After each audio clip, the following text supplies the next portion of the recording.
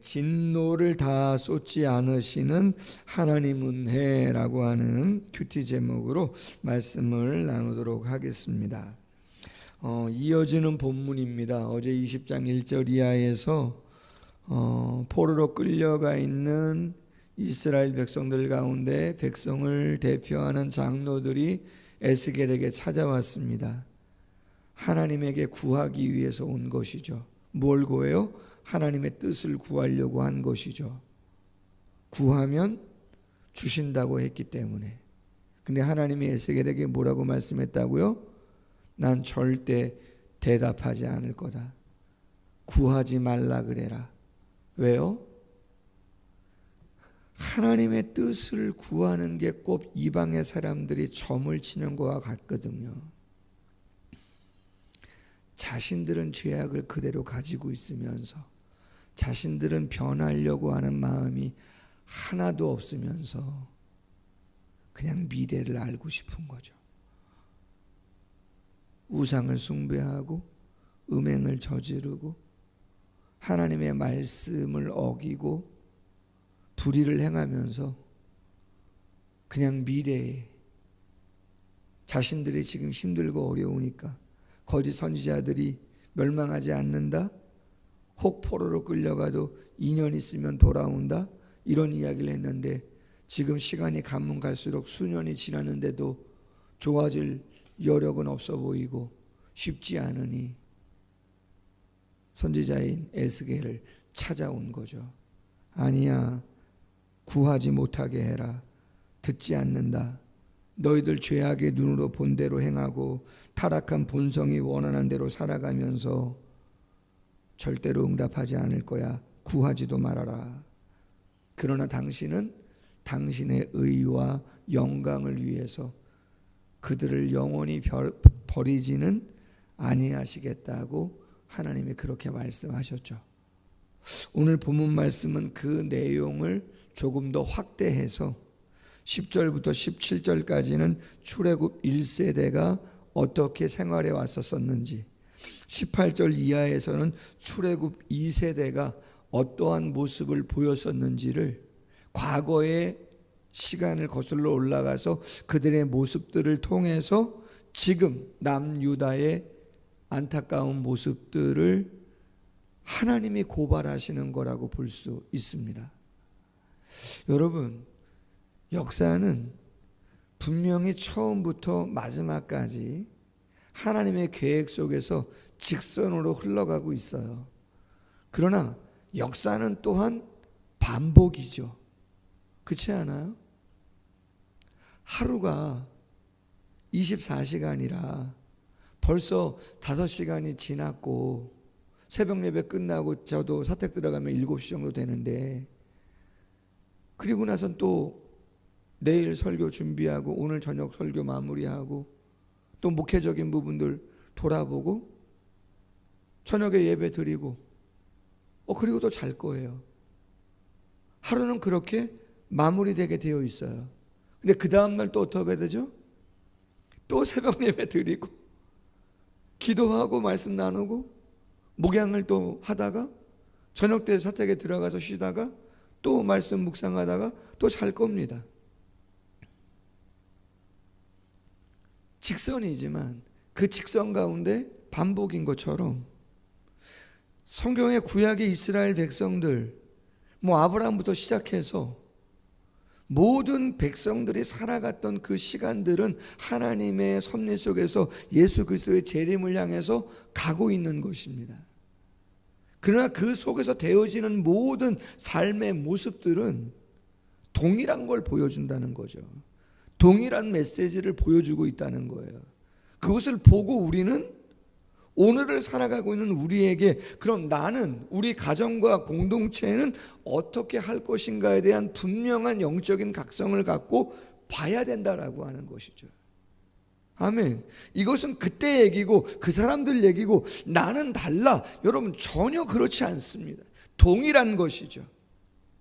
학교에서 가르치는 일을 하시든 산업 현장에서 어떤 굳은 일을 하시든 목회를 하든 장사를 하시든 학생의 삶을 살든 노년의 삶을 살든 전혀 다르지 않는다. 모든 것은 말씀이 우리에게 어떻게 살아가야 되는가를 끊임없이 교훈해주고 있는 거다. 10절이야. 그러므로 내가 그들을 애굽 땅에서 나와 광야에 이르게 하였다. 출애굽 1세대를 말하는 거죠. 사람이 준행하면 그로 말미암아 삶을 얻을 내 율례를 주며 내 규례를 알게 하였다. 삶을 얻는다. 생명을 유지할 수 있도록 하신다라고 하는 것이죠. 내가 그들을 거룩하게 하는 여호와인 줄을 알게 하려고 내 안식일을 주어 그들과 나 사이에 표징을 삼았다. 표징, 오트, 표시, 신호, 기준을 삼았다라고 하는 거예요. 그러나 이스라엘 족속이 광야에서 내게 반역했다. 율례와 규례를 준행하지 않고 멸시했다. 안식일을 더럽혔다. 내가 내 분노를 광야에서 그들에게 쏟아 멸하리라 하였으나 동일합니다. 어떻게 해요? 당신이 당신의 이름을 위하여 널리 행하였었나니 내가 그들을 인도하여 내는 것을 본 나라들 앞에서 내 이름을 더럽히지 아니하려 하였다는 것이죠. 구원 하나님이 하셨어요. 어떻게 살아가야 생명을 유지하고 복을 누리는가를, 그 복은 이 땅의 복뿐만 아니라 영적인 복 다 포함하는 것이겠죠. 가르쳐 주셨다는 거예요. 안식일을 잘 지켜라. 구별되게 살아라. 쉬운 건 아니지만 근데 출애굽 1세대가 멸시했단 말이죠. 전혀 그대로 살지 않아요. 말씀을 순종하지 않는다는 거죠. 하나님이 분노를 쏟아부으려고 했는데 당신의 이름과 영광이 있잖아요. 여러분, 출애굽기 32장에 가면은 모세가 십계명 받으러 올라갔을 때 40일 동안 안 내려오자 아론과 거기에 있는 백성들이 금송아지 만들어서 우상을 숭배하고 타락한 모습, 3,000명이 죽잖아요. 그때 하나님이 진노를 쏟을 때 모세가 중보기도 했습니다. 출애굽기 32장 11절 이하 모세가 그의 하나님 여호와께 구하여 이르되 여호와여 어찌하여 그 큰 권능과 강한 손으로 애굽 땅에서 인도하여 내신 주의 백성에게 진노하시나이까. 어찌하여 애굽 사람들이 이르기를 여호와가 자기 백성을 산에서 죽이고 지면에서 멸절하려는 악한 의도로 인도해냈다고 말하게 하려 하시나이까. 주의 맹렬한 노를 그치고 뜻을 돌이키사 주의 백성이 화를 내리지 마소서라고 했는데, 요는 모세가 이런 내용으로 중보기도를 했기 때문에 하나님이 당신이 진노하려고 했는데 진노를 거두신 거냐, 그렇게 보시는 것보다는 하나님의 본 마음이 오늘 14절이었고 그 하나님의 본 마음을 헤아린 모세가 거기에 합당한 중보기도를 함으로 하나님이 들어주신 것이라고 보는 게 정확한 것이라는 거죠.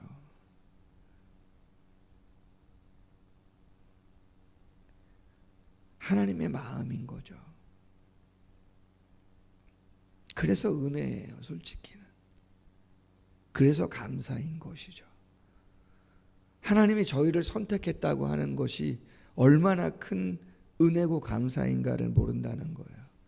성도의 견인이라고 하는 그 교리가 얼마나 귀한 건지 모른다는 거예요. 에베소 1장에서 말씀한 것처럼 하나님이 신령한 복을 우리에게 주시려고 창세전에 성부 하나님이 주도적으로 계획, 선택과 예정을 하시고 성자 예수님이 그 계획을 실행에 옮기시기 위하여 육신의 몸을 입고 이 땅에 오셔서 그 피로 속량, 구속을 이루시고, 그리고 성령께서 믿어지게 하시는 믿음을 우리에게 주시며 도장을 꽝 인치시고 너는 내 것이라고 말씀하시고 성령으로 보증하셨다. 저 하나님 나라 갈 때까지 우리를 견인해 가신다라고 하는 이 놀라운 말씀이 정말 얼마나 큰 은혜인지 모른다는 거죠.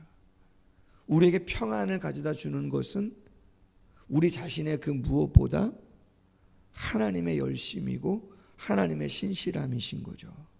아멘. 그것을 확인하는 것입니다. 매 순간 확인해요. 왜? 두렵고 떨리고 초조하고 막막하고 버겁고 하다 보니 힘들잖아요. 다 힘들지 않습니까?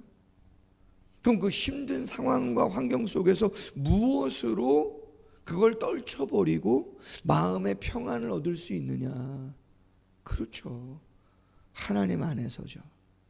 여러분, 오늘 주목했으면 하는 것이 안식일을 주어 그들과 나 사이에 표시를, 신호를, 기준을 삼았다는 거예요.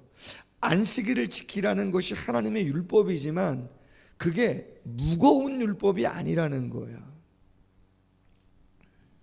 얼마 전 묵상했던 마르바던이라고 하는 영성신학자가 안식이라고 하는 책을 썼는데 그 내용이 4가지 주제로 되어 있어요. 안식일에 대한 이야기고 안식에 대한 이야기인데 주제가 뭐냐면 그침, 쉼, 받아들임, 향연이었어요. 안식일을 지킨다는 게 뭐냐? 주일을 성수한다는 게 뭐냐? 첫 번째는 그치는 거예요. 뭘 그치겠어요? 당연히 일과 생산을 그치고 근심과 걱정을 그치고 스스로 신이 되려고 하는 그러한 마음을 그치고 소유와 세상의 문화적인 순응해 가는 그 모습을 그치고 단조로움과 무의미를 그치는 거라. 그럼 무엇에 대한 쉼이냐? 영적인 쉼, 육체적인 쉼, 정서적이고 지적인 사회적인 쉼이라는 거죠. 그런 걸 단절하는 거예요. 또한 받아들여요. 무엇을? 기독교 공동체의 가치를 받아들여요. 그리스도 안에서 우리가 하나임을, 그 영적인 가치를 받아들인다. 무엇을 달라고 요구하는 것보다 주기를 받아들인다. 안식일은 어떤 날이라고 예수님이 얘기해요? 선을 행하고 생명을 구원하는 날이잖아요. 내가 하나님께 무엇을 받는다라고 하는 생각보다는, 그렇죠, 베푸는 시간이라고 생각하는 시간으로 만들어 가셔라. 소명을 받아들인다. 샬롬을 받아들인다. 그리고 마지막이 향연이잖아요. 축제, 잔치, 영혼에 대한 향연, 아름다움과 음식과 또한 축제적인 면들을 누리면서 안식을 이어가는 거죠. 일을 안 하면 불안하죠, 세상 사람들은. 내가 뭔가를 안 하면은 안 될 것 같잖아요. 아니요, 6일 동안 열심히 성실하게 정직하게 땀 흘리면 누구보다 치열하게 애를 쓰시라는 거잖아요. 그리고 한날은 이 모든 게 내게 아니고 나만을 위한 게 아니고 하나님의 영광을 위한 것이고 나는 그 안에서 사명과 소명을 따라 삶을 감당하는, 우리 모두가 그러한 마음으로 살아가고 있는 신자들인 것을 느끼고 누리는 시간이 안식이다, 주일이다. 그게 믿음인 것이죠. 근데 안타깝게 출애굽 1세대가 그렇게 하지 않았다. 18절 이하 출애굽 2세대도 마찬가지입니다. 이렇게 말하죠. 내가 광야에서 그들의 자손에게 이르기를 너희 조상들의 율례와 규례를 지키지 말고 우상들로 말미암아 스스로 더럽히지 말라. 그들이 살아왔던 그러한 라이프 스타일의 모습을 너희는 행하지 말아라. 그렇게 얘기하고 당신의 율례와 규례를 지켜 행하고 안식일을 거룩하게 지켜라, 표징이다 이야기했는데 21절에 보니까 그러나 그들의 자손이 내게 반역하고 율례와 규례를 행하지 않고 안식일 더럽히고 분노를 쏟고 내 진노를 이루리라고 할 수밖에 없었다.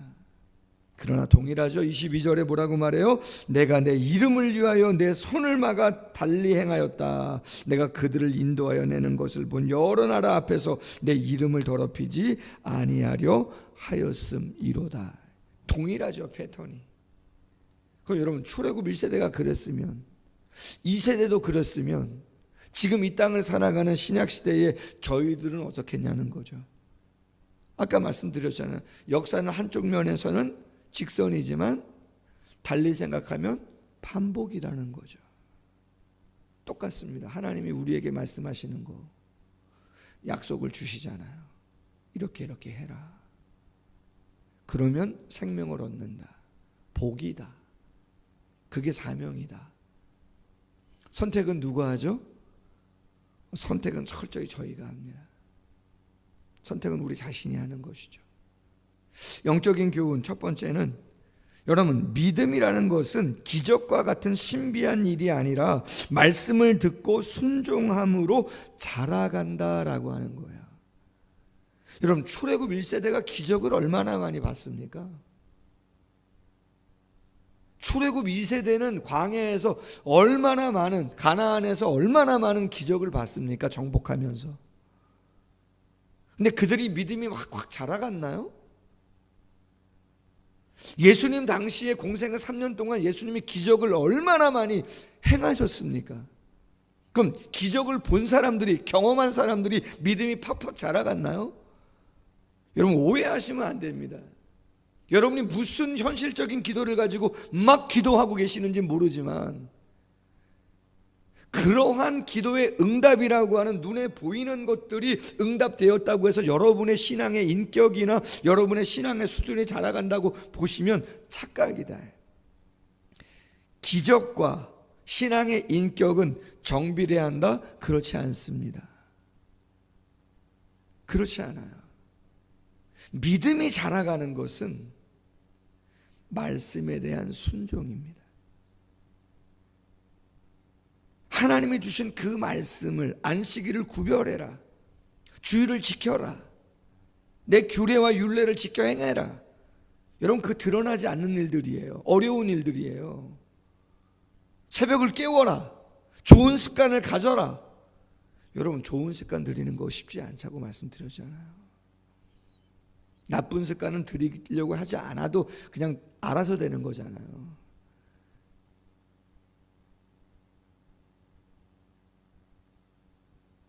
언어 생활? 여러분, 쉽지 않습니다. 그런 거 바꾸는 거.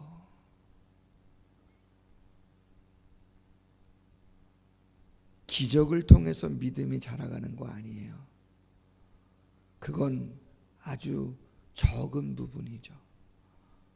정말 믿음이 자라는 건 말씀을 신뢰하고 순종하면서 겪게 되는 어려움과 아픔과 고난, 인내를 내가 믿음으로 감당할 때에 하나님께서 역사해 가시는 그러한 모습을 보면서 믿음이 자라고 깊어지고 넓어지는 것이에요. 정확하게 생각하시고 신앙생활 하셔야 된다.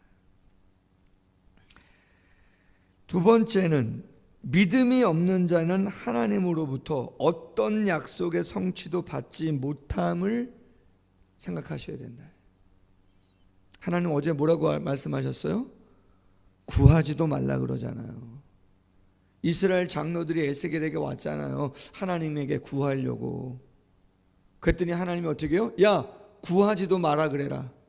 내가 다 알고 있다, 그들의 마음을. 하나님 마음이 안 바뀔까요? 지금이라도 똑같습니다. 지금도. 그러니까 우리가 구해야 할 것은 눈에 보이는 그 어떤 것이라기보다는 보이지 않는 부분에 하나님이 무엇을 더 기뻐하실까, 귀하게 여기시는가에 대한 묵상이죠. 안식일 무엇을 그친다고요? 무의미를 그쳐라. 세상에 잠깐 있다 없어지는 무의미를 그치고, 그렇죠, 뭘 받아들여요? 영적인 공동체의 가치가 무엇인지를 받아들이고 누리는 그러한 부분들이 필요하다. 마지막 세 번째, 하나님의 오래 참으심은 죄의 기회로 삼는 차에 어떤 소망도 주시길 위함이 아니다라고 하는 거예요. 하나님이 왜 오래 참으세요? 당신의 영광을, 당신의 이름을 빼앗기지 아니하기 위해서라는 거죠. 죄의 기회로 삼으려고 한다. 이 정도 하셔도 하나님 아무렇지도 아니하시네. 이 정도 해도 하나님이 뭐 아무런 저기도 아니네. 주일에 한번 빠져도 물질을 아무렇게나 써도 하나님 뭐 별로. 그렇게 기회로 삼으시면 안 된다. 물론 원치 않게 실수하고 부족한 부분 드러날 수 있죠. 그러나 신자는 그 부분에 대한 아쉬움과 안타까움을 갖고 살아가는 사람들이에요. 퍼펙트할 수는 없지만 최선을 향해서 나아가는 자들이 신자인 것이죠. 다르죠. 어떤 면에서는 그래서 좋은 의미로 바리새인과 서기관 같을 수가 없어요. 목을 곧게 할 수가 없어요. 그 누군가에게 좋은 의미로 마음의 머리를 숙이고 허리를 굽힐 수밖에 없는 것이죠. 그럴 때 하나님께서 당신의 영광 속에서 그 자세와 중심을 갖고 있는 자에게 하나님이 함께 하시고 그 누구도 알지 못하는 귀한 마음의 중심들과 기쁨들을 가져다 주게 하시는 것이죠. 말씀을 맺습니다. 출애굽 1세대, 2세대 그들에게 하나님이 말씀하신 내용이 무엇인가? 지금을 살아가는 우리에게도 동일하다는 것이죠. 하나님이 구별해 놓으신 것들, 왜 그걸 구별해 놓으셨는가를 우리가 잘 지키면서 그 자체가 삶이고 생명이다. 그 자체가 복이다. 기적으로 믿음 자라는 거 아니다. 꼭 기억하시면서 말씀 안에 거하는 모두가 되기를 주님의 이름으로 소원합니다. 기도하겠습니다. 하나님 아버지 감사합니다. 정말 치열함이 있는 저 세상 한복판에서 우리를 부르시고 삶의 의미와 가치를 분명하게 알게 하시고 영원한 시간을 바라보며 살아갈 수 있는 존재로 우리를 불러주셨사오니 하나님 감사합니다. 더 많이 생각하고 더 많이 성찰하고 돌아보며 확인하며 묵상하는 우리가 될 수 있도록 도와주시기를 원합니다. 왜 출애굽 1세대가 광야에서 멸망할 수밖에 없었는지, 왜 출애굽 2세대가 그 젖과 꿀이 흐르는 아름다운 땅을 살면서 하나님의 수많은 기적을 통해서 전쟁에 승리를 했음에도 불구하고 지금 남유다 말기를 당할 수밖에 없었는지 하나님은 다시 말씀하시며 기억해 하십니다. 우리의 삶에 기적이 없는 것인가? 그것이 문제인가? 본질은 그것이 아님을 하나님의 말씀과 규례와 율례, 안식일을 거룩하게 지키라고 말씀하시는 하나님의 표징으로 기준으로 삼아주신 그것을 내가 어떤 마음으로 지키고 있는가? 단 한 번이라도 하나님 앞에 두렵고 떨리는 마음으로 선다면 그 사람이 하나님의 사람이고 하나님이 놓지 않는 사람들인 줄로 압니다. 주님 다시 한번 영적인 옷깃을 여미게 하시고 하나님 앞에 온전히 서고자 노력하는 자들 되게 하여 주옵소서. 그 애씀을 기억하시고 그 간절함과 온전해지고자 하는 몸부림들을 기억하셔서 하나님이 한번 택하신 자 버리지 아니하시는 그 은혜를 기억하면서 하루하루 하나님과 영원히 동행하는 우리 모두가 되도록 함께하여 주옵소서. 기도합니다. 당신의 마음이 조금도 우리의 마음에 담길 수 있는 복된 시간 될 수 있도록 함께하여 주시옵소서.